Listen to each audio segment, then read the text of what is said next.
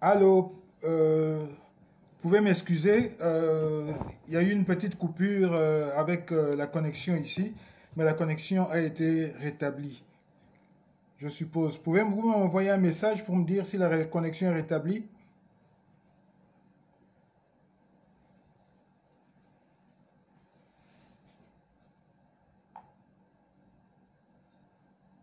Allô, allô.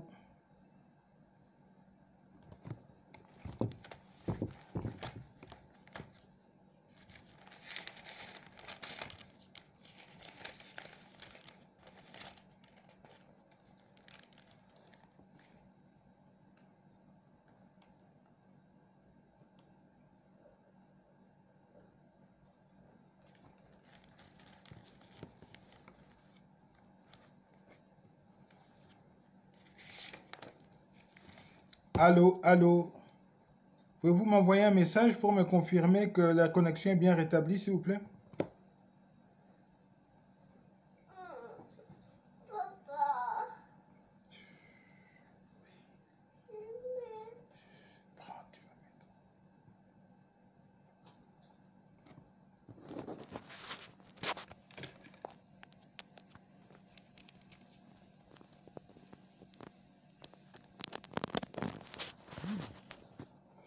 Allô, allô.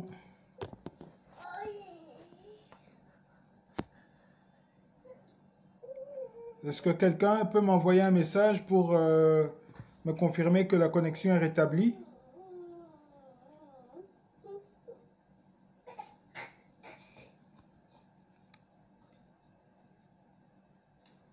Ok, merci, merci beaucoup. Donc voilà, je disais ceci, c'est que si il s'agit d'une fille, à un certain âge, vous verrez que sa poitrine va commencer à changer parce que tout est déjà en elle. On n'a pas besoin de pouvoir rajouter ou donner un régime particulier et tout. Il s'agit de la même chose avec nous. Tout ce que nous devons avoir pour pouvoir être à l'image de Jésus-Christ est dans la parole de l'Évangile. Tout est dans la parole de l'Évangile. Et c'est ainsi que quand Paul parle, il dit « saint par vocation ». À cause de cet appel qui nous a été déjà lancé, les Saintes Écritures nous déclarent saints. Mais maintenant, remarquez encore une chose particulière. Nous avons lu dans le livre de Éphésiens, au chapitre 5, au verset 25, l'Écriture dit ceci. Marie, que chacun aime sa femme, comme Christ a aimé l'Église, et s'est livré lui-même pour elle, afin de la sanctifier, en la purifiant, en la lavant par l'eau de la parole, pour faire paraître devant lui cette Église glorieuse,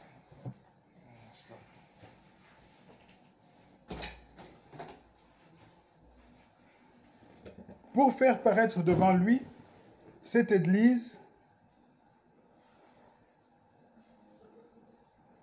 glorieuse, sans tache, ni ride, ni rien de semblable, mais sainte et irréprochable. Remarquez qu'ici, tout le travail, c'est le Seigneur qui le fait, par le moyen de la parole. C'est lui qui nous purifie, c'est lui qui nous sanctifie. Tout ça par l'eau de la parole.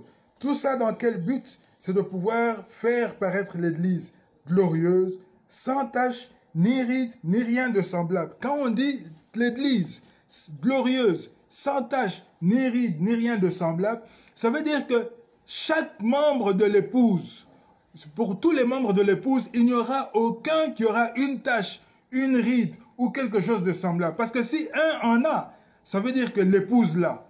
Or, toute l'Église doit être sans tache, ni ride, ni rien de semblable. Ça veut dire que l'épouse, chaque frère, chaque sœur sera rendue sans tache, ni ride, ni rien de semblable. Mais cela par quoi? Par l'eau de la parole. C'est pour ça que lorsque nous allons dans le livre d'Éphésiens, au chapitre 4, vous voyez que lorsque le Seigneur établit les ministères, les 5 ministères, mais quel est l'outil qui donne à ces 5 ministères? Il leur donne l'évangile. Chacun suivant sa particularité. Le prophète parle comme un prophète, L'évangéliste parle comme un évangéliste, le docteur parle comme un docteur, chacun avec sa particularité. Mais remarquez maintenant que toutes ces particularités nous permettent d'avoir une image parfaite de Jésus-Christ, une image parfaite du plan de Dieu.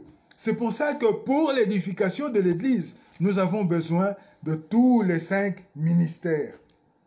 Et remarquez ici, l'Écriture dit, pour pouvoir faire paraître cette Église sainte et irréprochable. Mais là maintenant, lorsque nous allons dans le livre d'Apocalypse, nous avons presque fini, dans le livre d'Apocalypse, Apocalypse 19, l'Écriture dit ceci. Verset 6. Nous pouvons prendre au verset 7. Apocalypse chapitre 19, verset 7. Réjouissons-nous, soyons dans l'allégresse et donnons-lui gloire, car les noces de l'agneau sont venues. Son épouse s'est préparée. Il lui a été donné de se revêtir de fin lin, éclatant, pur, car le fin lin, ce sont les œuvres justes des saints. Mais quand on considère ces œuvres justes des saints, que nous dit encore le livre d'Hébreux, nous sommes dans le livre d'Hébreux, Hébreux nous dit ceci, je crois que c'est dans Hébreux ou dans Éphésiens, permettez que je puisse retrouver ce verset.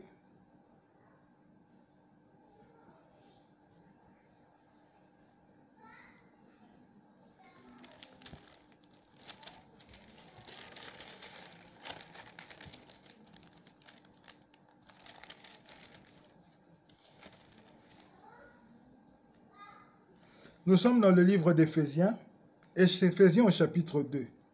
Il dit ceci, au verset 8. « Car c'est par la grâce que vous êtes sauvés, par le moyen de la foi.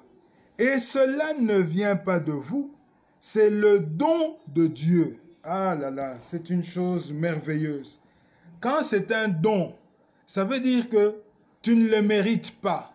Tu n'as rien fait pour pouvoir recevoir, mais celui qui possédait a résolu, selon son bon vouloir, de pouvoir te faire don d'une chose.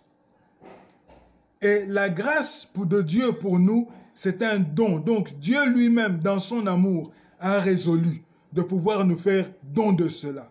Alors ne regarde pas ce que tu es. Un frère, une sœur peut regarder, peut dire, « Ah, mais moi qui suis, moi qui ai fait, moi tel, est-ce que... » Non. Celui qui t'a fait don de sa grâce savait déjà qui tu es. Il savait déjà tes manquements. Il savait déjà de quoi tu es fait, comment tu agis. Mais dans son grand amour, il a résolu de pouvoir te faire ce don. Alors que chacun de nous puisse simplement recevoir ce don. Il dit, car c'est par la grâce que vous êtes sauvés, par le moyen de la foi. Cela ne vient pas de vous, c'est le don de Dieu. Ce n'est point par les œuvres. Ce n'est pas nos œuvres qui nous ont sauvés. L'Écriture dit par le psalmiste, mais est-ce que quelque chose de pur peut sortir de quelque chose d'impur? Ce n'est pas du tout possible. Que peut faire l'homme de pur que Dieu puisse agréer? Il n'y a rien.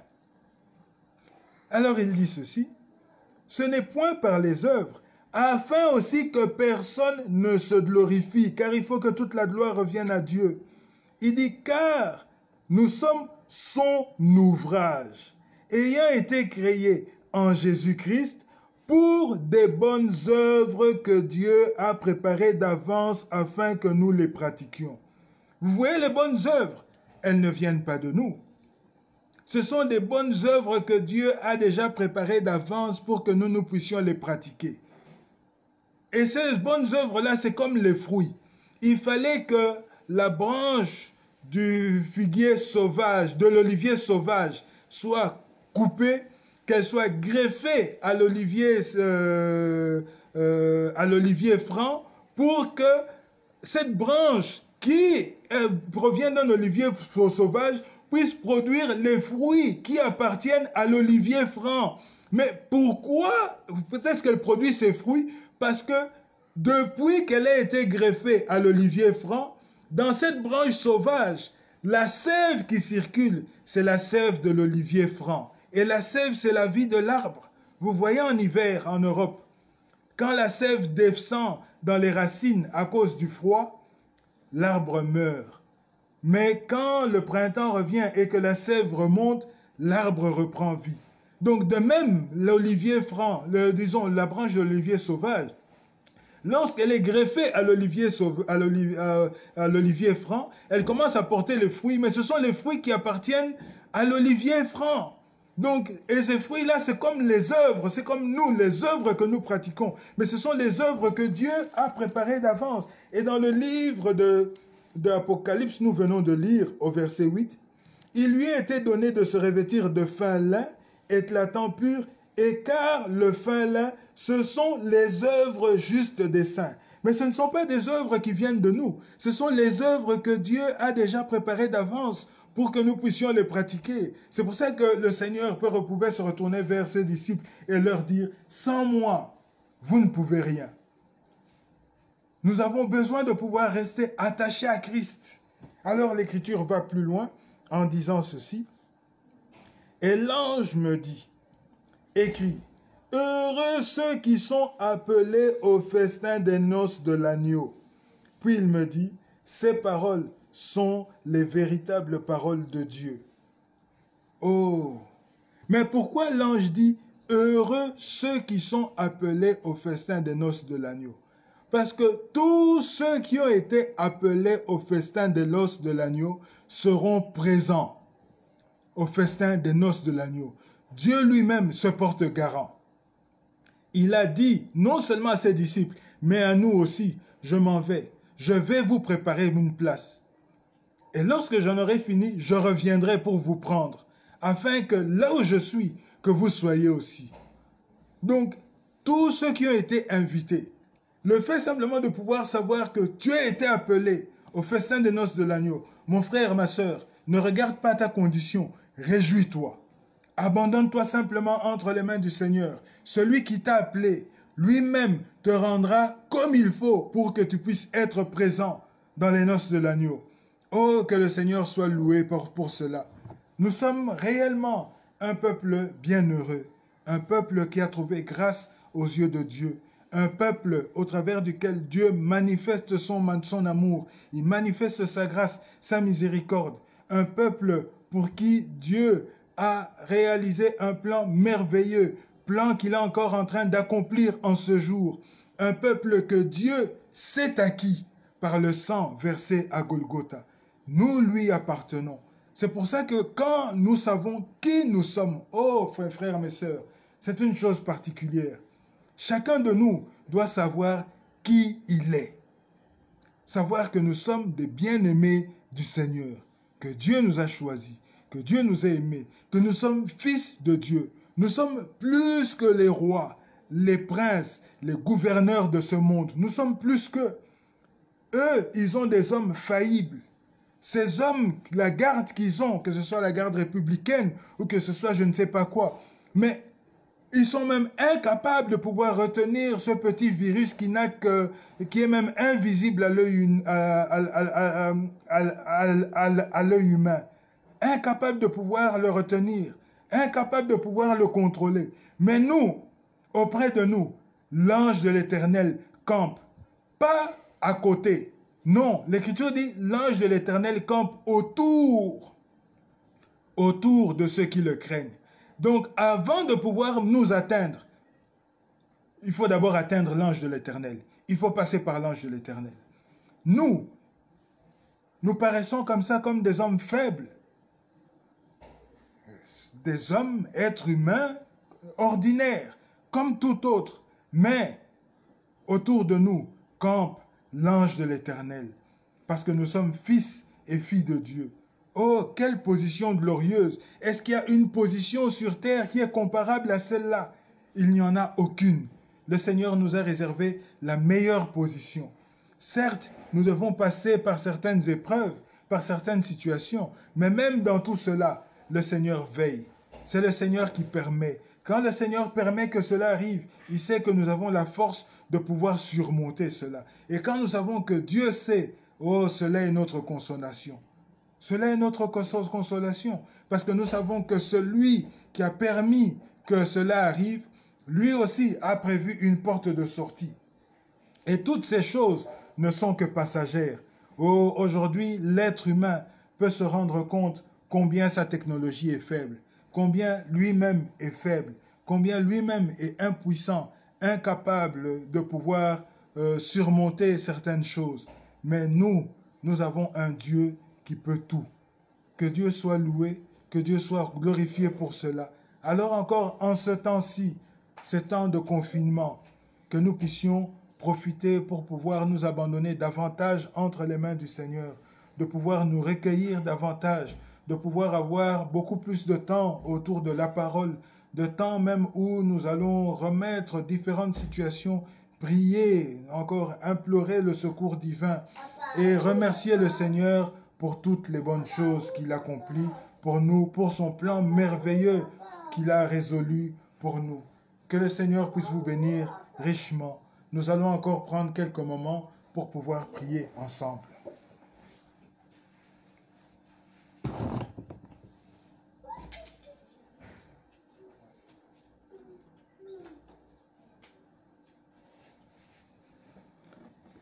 Prions le Seigneur, inclinons nos têtes et prions le Seigneur.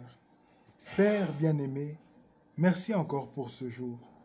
Merci de ce que tu nous as encore accordé ta grâce, Seigneur. Encore en ce soir, tu nous as montré ta miséricorde à notre égard, ce que tu as accompli pour nous, ton plan merveilleux, Seigneur, le plan du salut. La position que tu nous as réservée, Seigneur, une position meilleure qu'aucun homme, Seigneur, ne peut nous donner sur cette terre, que rien sur cette terre ne peut nous donner, Seigneur, et qui n'est comparable à aucune richesse, à aucun bien ou à aucune chose, Seigneur, qu'il y a sur cette terre. Cette position, Seigneur, de pouvoir être fils et fille de Dieu, Seigneur. Et pour nous, Seigneur, tu as résolu un plan merveilleux, Seigneur. Tu nous prépares, Seigneur, une demeure merveilleuse dans la gloire, Seigneur. Et aujourd'hui, Seigneur, tu nous prépares pour ce grand jour, le jour de Jésus-Christ, le jour, Seigneur, où tu viendras nous prendre, Seigneur. Le jour où tout pour nous sur cette terre, Seigneur, toutes ces souffrances, Seigneur, toutes ces épreuves, tout sera fini, Seigneur. Ce jour où ce corps, Seigneur, le corps aujourd'hui qui porte des maux, ce corps qui nous cause encore des difficultés, Seigneur, nous serons débarrassés, Seigneur, de ce corps d'humiliation et nous allons revêtir le corps de gloire, Seigneur. Ce jour où nous pourrons dire, ô mort, où est ton aiguillon? Ce jour merveilleux, Seigneur. Ô Père bien-aimé, en un instant, tout sera changé pour nous, Seigneur. Oh, et nous irons à ta rencontre dans la gloire. Oh, Père, merci, Seigneur, pour ce plan merveilleux. Merci pour tout.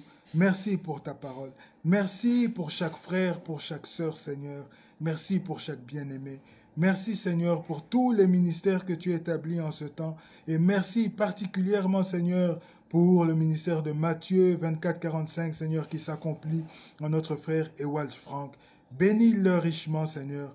Prends soin de lui, Seigneur. Tu vois combien est-ce qu'il est avancé en âge. Mais, Seigneur, c'est toi qui fortifies, Seigneur. C'est toi qui renouvelles, Seigneur, les forces, Seigneur. Ô Père bien-aimé, et nous croyons encore que dans les jours qui viennent, oh, tu nous permettras encore de pouvoir écouter ta parole au travers de ce ministre, Seigneur. Encore en ce jour, bénis-nous, Seigneur. Augmente encore notre foi. Que ces choses soient pleinement scellées dans notre cœur, Seigneur.